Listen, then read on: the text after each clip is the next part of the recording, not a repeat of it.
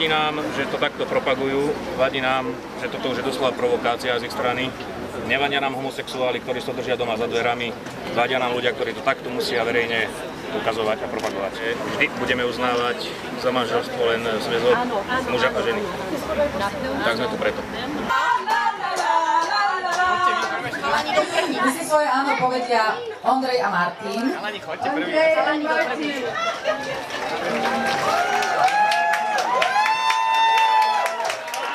Amália a Bronislava. Tak, ktoré sú tu aj so svojimi deťmi. A pýtam sa teba, Bronislava, berieš si tú prítomnú Amáliu za svoju manželku? Budeš si ju ctiť ako rovnocennú partnerku, pomáhať jej, ak si tvoju pomoc vyžiada, podieľať sa na výchove spoločných detí, stáť pri nej v dobrom i v zlom, v chorobe i v zdraví, v šťastí aj v nešťastí? Áno.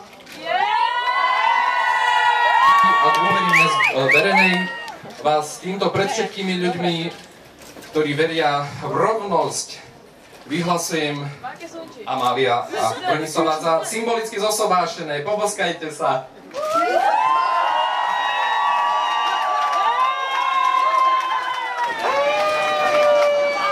Prosím vás, nepanikárte, ak sa náhodou cítite, že sa dusíte, nie je to pravda, je to len taký pocit.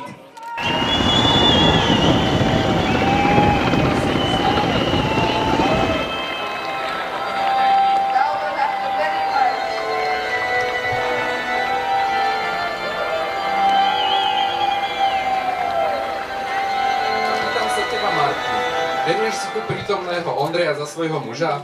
Budeš si ho ctiť ako rovnocenného partnera, pomáhať mu, ak si tvoju pomoc vyžiada, podieľať sa na výchove spoločných detí, stáť pri ňom v dobrom i v zlom, v chorobe, v zdraví, v šťastí aj nešťastí? Áno. Je mi potešením a cťou vás vyhlásiť za manželov. Martin a Ondrej, poboskajte sa.